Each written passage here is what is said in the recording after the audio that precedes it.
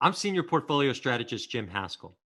Recently, Co-CIOs Bob Prince and Greg Jensen published a three-part series that outlined the challenges and potential solutions to managing money in a zero interest rate environment. At Bridgewater, we believe this is the most important topic facing all investors going forward. So today, I sit down with Bob and Greg to further explore the issues around this topic and answer some of the commonly asked questions that investors continue to wrestle with. We hope you enjoy the conversation. Bob, let's start by exploring the main challenges you and Greg wrote about with respect to managing money in a zero interest rate environment with high policy induced liquidity. Yeah, I think that getting a handle on the zero interest rate environment requires you to recognize the multiple dimensions of impact that this has. I think you can sort of put it into four broad categories of influence. So number one is the impact on bonds as an asset class and their returns. Number two is the impact of the zero interest rate on other assets vis-a-vis the discount rate effect. The third impact is the impact on portfolios with respect to correlation, diversification, and balance. And the fourth impact is on economies. And these four influences interact with one another to create a very different investment environment. Just hitting on a couple of the specifics pertaining to each one of those. When you look at bonds as an asset class, the return is now close to zero. But in addition to that, the return has an asymmetric payout pattern.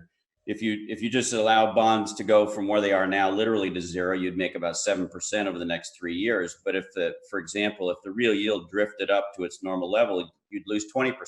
So you've got a 3-to-1 loss to gain proportionality there. When you look at the impact of the zero interest rate as a discount rate on other assets, you both lose the ability for the discount rate to fall to cushion a decline in the cash flows on those assets. But in addition, you lose the wind at the back of asset returns for 40 years has been a decline in bond yields from 14, 15% down to zero. And so to look back at historical returns, you don't have that going forward. And then obviously when you look at a portfolio, because the discount rate can fall and bonds can rally when that happens during a period of adverse economic conditions, bonds have been a great diversifier during periods of economic downturns when cash flows are falling. The rally in bonds can help to cushion that. And then I think the last thing is that when you look at economies, a similar effect, which is that if you have an economic downturn, historically, we've always had the ability for an interest rate to fall to cushion that downturn and also cushion the decline in earnings that would come with that. But also the ability to cut interest rates and stimulate a credit expansion. So the ability to create a boom in economic conditions is substantially diminished. So when you put all of those characteristics together, this is really a very big impact on the investment climate and requires a lot of thought to think about what to do about it. Greg, up until now, we've been advising investors that even at low bond yields, bonds can be very useful as a portfolio diversifier. And in fact, investors that went with that advice have benefited from it. Why are we changing our advice now on the usefulness of nominal bonds? Well, you're exactly right. Some of the best bond rallies ever have been from 3% levels where people thought bond yields were incredibly low, all the way down to the current levels. This has been some of the best periods to have bonds, and they've served an incredibly important purpose in the portfolios in terms of balancing equity moves. So, but getting to the mechanics, there is the mechanics to what can they do now, right? There's a difference when you don't have very little yield curve slope. Okay, so a lot of people think of the bond yield, the 3% bond yield. When you have a 3% bond yield and a 0% short rate, you have a very, very steep yield curve slope and can make a lot of money on bonds relative to cash. But now you've gotten to the point where the yield curves are quite flat, and while there's not a tight zero interest rate bound on bonds, there is some level of negative interest rates. Unless they get rid of cash, that becomes an arbitrage back to cash. So when we've looked at that, you could definitely see bond yields trade -50, -1%, but it's going to get hard beyond that because people can move on to storing cash and doing other things if the bond yield becomes so negative, so penalizing that they do that. So we've calculated that for different currencies, and it's in that range where it'll be very difficult to prevent people from arbing with cash. And so there's some limit there on bond yields unless they get rid of cash, and that those levels are real. So you can't get as much diversification from bonds now, while you could from 3 to 0.5. And you can do different things with bonds when you have steep yield curve slopes than when you have flat yield curve slopes. So those things have changed. And now the benefit that we saw from 3 down to these levels is no longer available for investors. And that's why we think it's time to really have these conversations. So the main question from our perspective is for everybody to have a strategy, whether you get out of all your bonds now, whether you have a strategy to get out of them as they come down to even lower and lower yields, whatever it is, to take a look at this challenge and determine the best plan for them. Greg, we've just discussed how assets and the economy are going to behave very differently going forward, and how investors need to have a game plan for dealing with those new realities. Maintaining diversification in the new environment is as important as ever, and in the daily observations, you laid out a number of practical steps that investors can take. Let's start with the idea of shifting from nominal bonds to inflation-sensitive assets, with gold and inflation-linked bonds as liquid market examples. Why do you focus on those particular assets? I think you have to visualize, well, what's going to happen in a world of the next economic slowdown? What are the policy responses? What assets will do well, even if equities don't do well? And our basic view on that is you're now in an MP3 world where when there's a slowdown, the government response is somewhat predictable. There'll be more money printing and more fiscal spending. And what assets, if that money doesn't flow into equities, what assets will that flow into? And if you look at that history of periods of big money printing and periods of big fiscal expansion, it's our experience that things like gold and inflation index bonds can create that. Those are the liquid instruments that we use. But beyond that, just thinking through, what are you going to be doing to be balanced, let's say in a more stagflationary environment than an reflationary environment that's bullish for equities. And that's how we went about thinking about the question, which is how do you get the great balance? Then we were able to stress test that balance across all reflation since 1800 and find that this balance, it works well. So even if you can't have bonds, you can have this mix and it works, and it can work at zero interest rates because real yields can continue to fall as inflation rises if necessary in these conditions. So just exploring that a little bit deeper, when you look at the expected returns from here of inflation index bonds and gold, aren't they below what a lot of investors need? I mean, real yields are already negative in pretty much around the world. And over the long term, gold tends to just keep up with inflation. So since both markets have already rallied a lot, are they still advisable to put in a portfolio on their own? Well, I think, Jim, all asset classes are reflecting low, likely real returns over a very long period of time. Two points that are relevant to that is, in the short term, that could be quite different as we adjust to this new paradigm that we're in.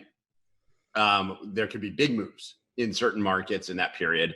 And then secondly, that it's low real returns. You could get high nominal returns and probably will need to achieve, in order to maintain asset prices where they are, you're going to need to have higher nominal GDP and probably get reasonable nominal returns, but that doesn't tell you that there'll be high real returns. So recognizing A, the difference between the nominal and the real returns, and B, the differences in the time frame, that as we're transitioning, so few people have protection in this environment, we do think there'll be a continued adjustment in those assets as people try to get that protection. And so that could lead to extended returns in the short term, even though in the very long term, you're right, the real returns on IL bonds are going to be low. And the main question is, what will the nominal returns be?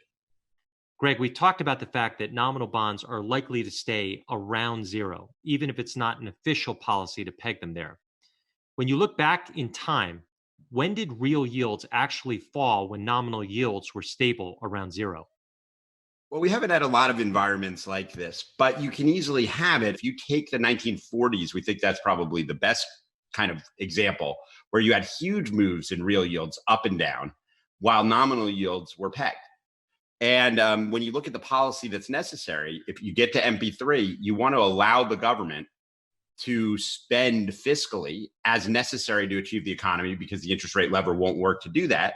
And therefore, the Fed's in the position of accommodating that. And you can see massive moves in real yields in that period. Of course, there weren't inflation index bonds per se, but if they had followed the policy through the war in the 40s and then even in the post-war period, what you would have seen is huge moves in inflation index bonds and basically no moves in nominal bonds. So that's the kind of world. It's a very possible world when you look at those periods, understanding them so necessary, because you could visualize a set of policies so different than the policies we're used to. Just take the last 6 weeks as a good example. You're seeing it. US real yields are making new lows as nominal bonds are stuck.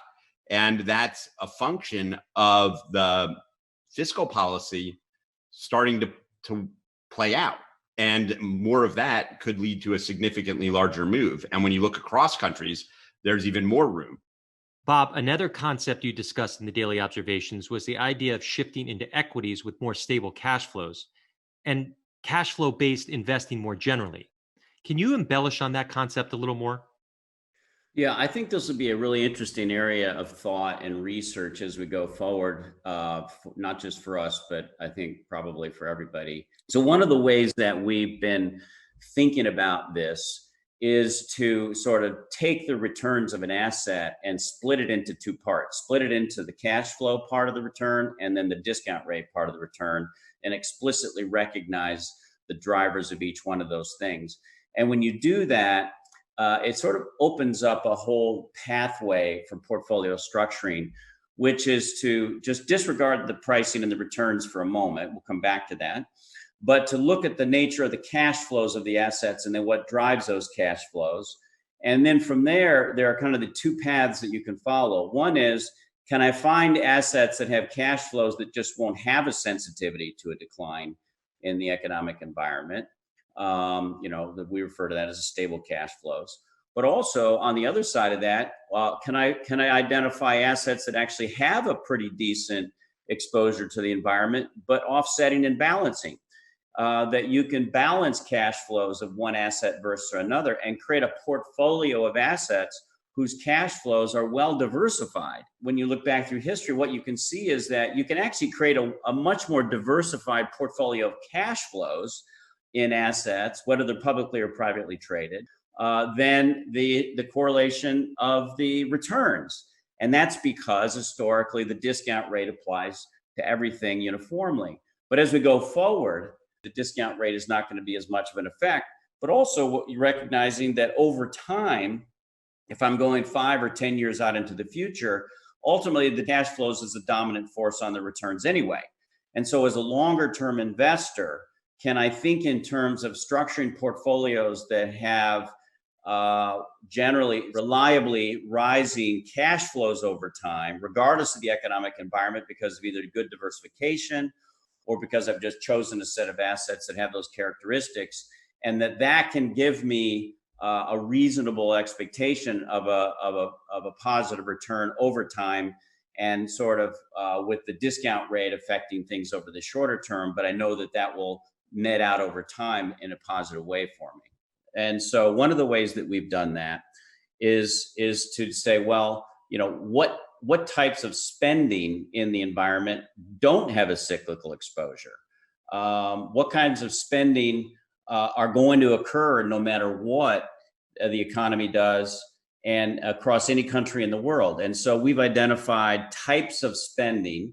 Literally, if you go to the personal consumption report, there are 200 categories of spending, very specific types of spending. Like literally, it's kind of funny, like literally how much is spent on eggs is in there. How much is spent on beef relative to poultry, relative to veal or pork. So very specific types of spending where you can literally say, is that kind of spending going to occur at an economic downturn or a pandemic?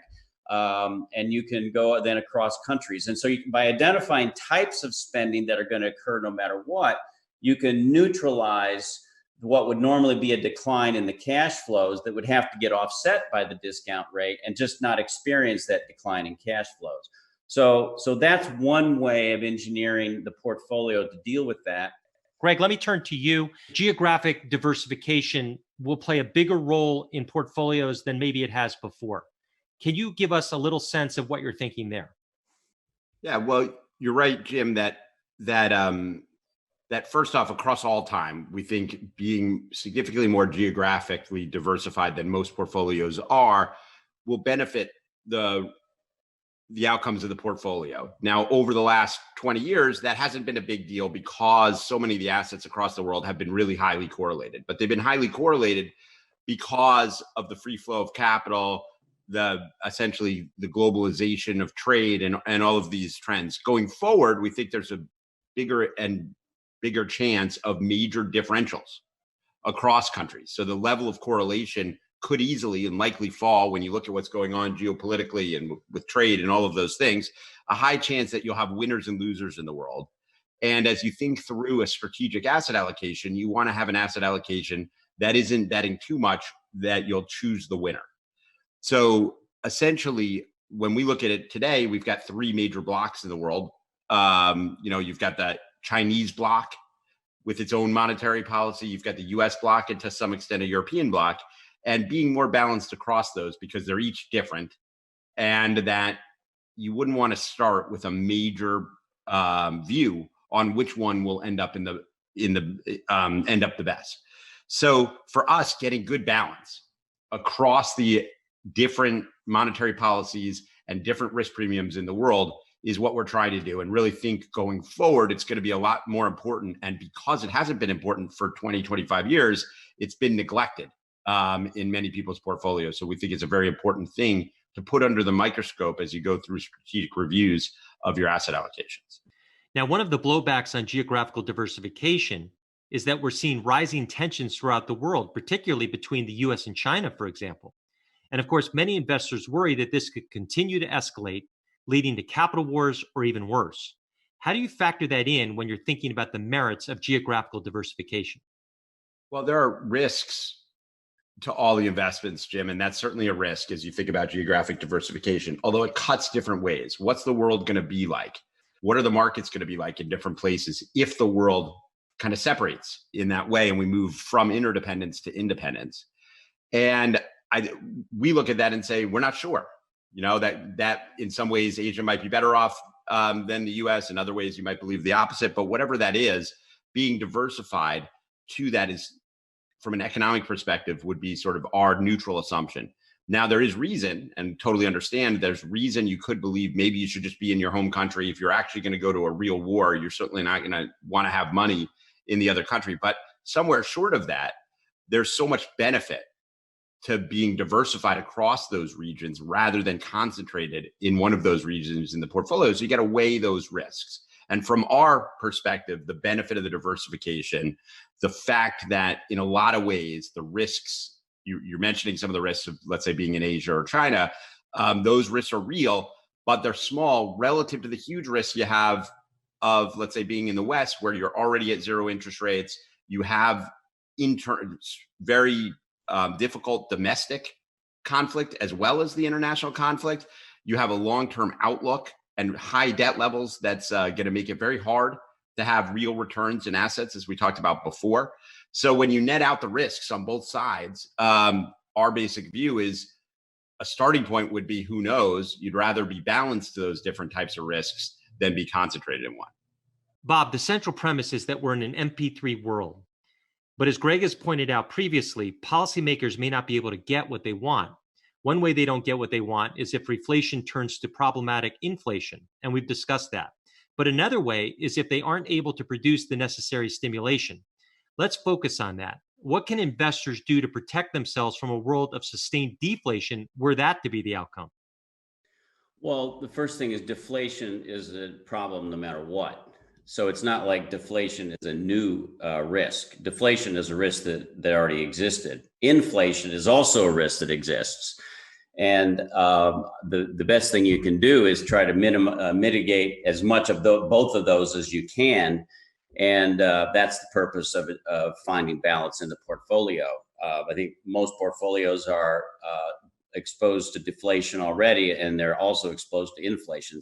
So we think the move to inflationary assets is a very beneficial move. It doesn't cost you in terms of increased risk of deflation. Nonetheless, when you look at deflation, the you have to connect deflation to the economic environment that you're in.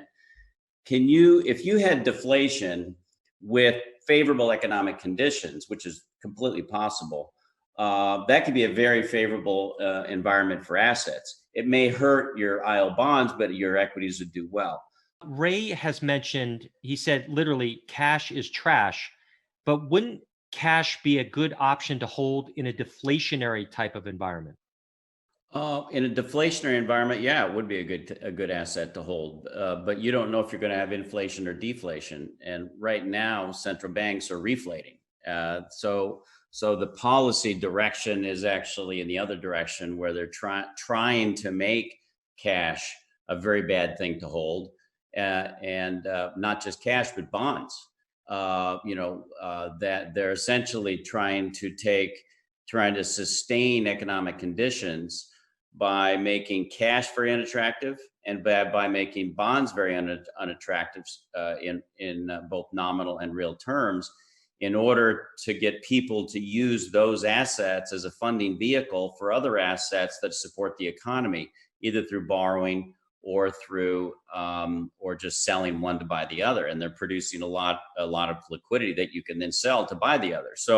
So yeah, definitely cash would be a good asset to hold in deflation, but it's a bad asset to hold in inflation. And the question is what mix of assets would you want to hold that gives you the best balance for both? You just don't have to worry about which one of those you're going into.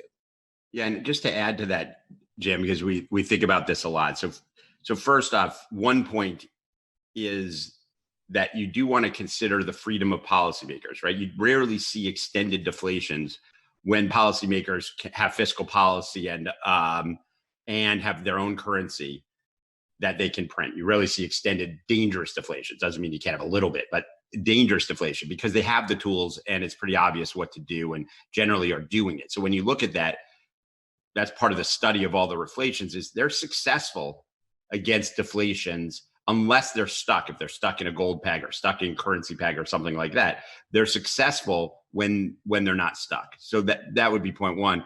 Point two, also, it's worth noting that when you talk about gold as an example, deflations are not necessarily bad. Don't think of gold only as a inflation asset. It's not. It's also a monetary stability asset. If you're in a deflation, eventually the markets recognize the need to get out of that. Gold could be a good or at least stable asset in those types of deflations as well. So when we looked at all the significant painful deflations, really gold plus nominal bonds, and now it's different for nominal bonds because of how stuck they are, but gold and nominal bonds were the right combo. And gold was a reasonable part of that is an asset that creates some balance in that unstable deflationary depression, because it's not solely an inflation asset. Bob, Greg, thanks so much for your time.